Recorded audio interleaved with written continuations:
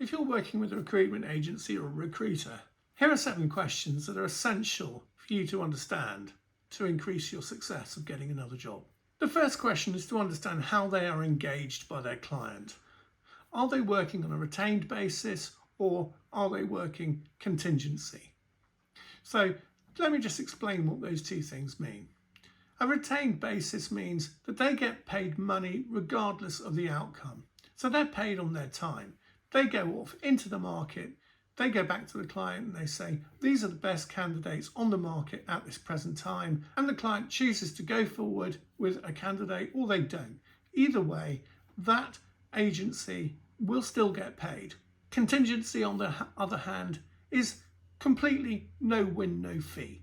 This means that all the work they put in is at risk if they don't make a placement. So what this means is that you get a very different level of service with these 2 options.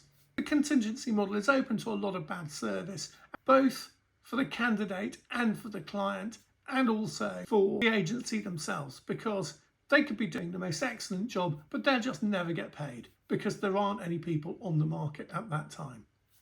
So that's the difference between retained and contingency. Now, why it's relevant to you is that if the client is paying for a service up front, then they're not going to buy 5 of those services or more.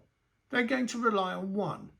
That relationship also is going to have a significantly greater level of trust than if they were to spread it out and about, which is what happens with contingency recruitment. So because there is no commercial commitment until a placement is made, the client quite frequently will use multiple agencies.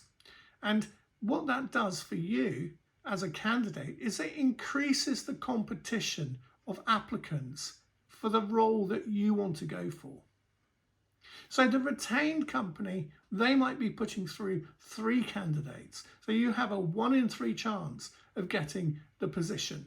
The contingency company is looking to win the placement. So they're going to be throwing through as many as they possibly can.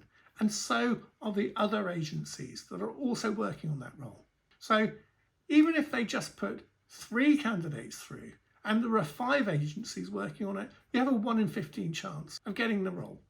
So mathematically, it's not sensible to go for a company that is being paid or has a contingency relationship.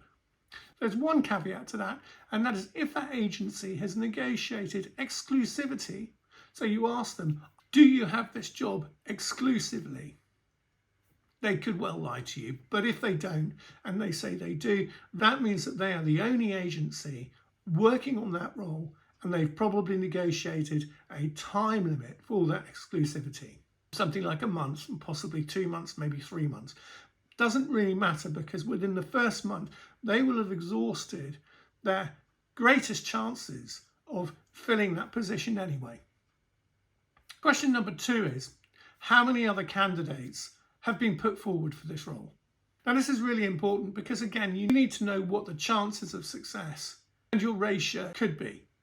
If it's 3 candidates, then you have a 1 in 3 chance. If it's 5, you have a 1 in 5 chance. The third question is similar. Out of the 5 candidates or the 3 candidates that you know that have been put forward, are you representing all of them? The reason why you ask this question is because if they are, there'll be a hierarchy in their minds of who is most likely to be successful. You also need to understand if any of them are internal candidates, because an internal candidate will have an added advantage over external candidates because they know them, they work with them. Plus, they may already have chosen the internal candidate as the next incumbent for the role, and the recruitment process is purely there to benchmark. It might not even be there to benchmark realistically, but it'll be a set of files that will go on file that they actually did go out to the market and test it. Question 4 is, how long has this role been open? If it's only just been opened, then that's a good thing. If it's been open for 6 months, they've tried hard already. That could provide red flags. They've seen other candidates already. There could be a problem with the company, with the management, with the culture, with the role itself. Number 5, is this a new role or is it a backfill? Meaning that someone has left the organisation and they're filling a position that was previously taken by someone else. This is an important one because if it's a new role, that indicates this is a growth position. They're opening new headcount. They're growing. There's something new that's happening, new developments. They need a new role. If, on the other hand, it's a backfill, this might not be so positive. Again, further investigation will be needed. It shows you a little bit of a red flag. Someone left the organisation. You might need to wonder why. Which moves me on to number 6, which you need to ask, if it's a backfill, what happened to the last incumbent? And they might not know, but they might also know, and even if they're trying to get around the answer of they were fired, the job didn't turn out to be what they expected, whatever the reason is, you need to be asking that sort of question. Just get a gauge for it. And the final one, this is important. How long have you or your firm worked with this client?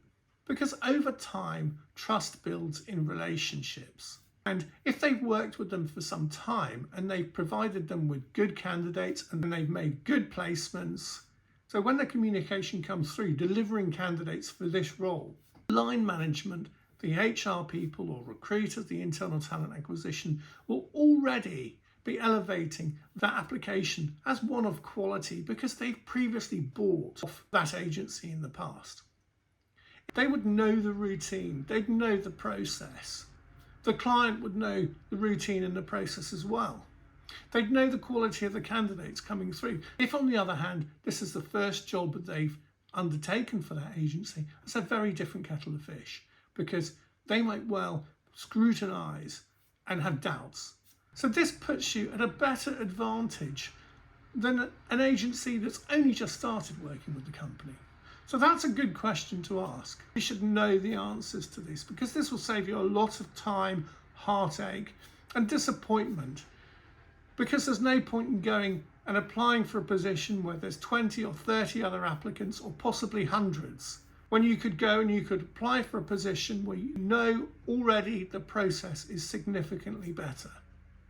If you found that useful, then check out my other videos because I'm showing the inside track into a lot of tips and tricks in helping you get a new job or career and personal advancements before you even take one step towards applying for a position, before you even go down that road. I know these questions provide immense value for candidates to understand exactly the process, to reduce the risk and increase the possibility of getting a job. So like and subscribe. Leave a comment for anything else you think I've missed out. I'll try and include that in the next video.